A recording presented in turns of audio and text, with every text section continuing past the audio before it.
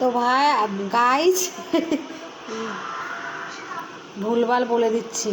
এই যে কী রান্না করেছি, আমি খেতে বসেছি।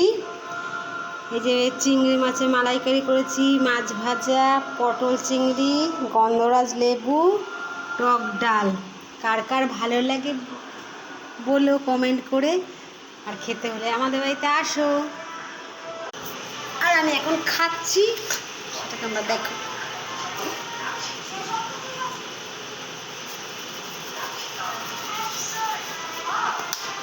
গরমে না আগে খেয়ে নিচ্ছি, খিদে পেয়েছে প্রচুর, তারপরে স্নান করবো।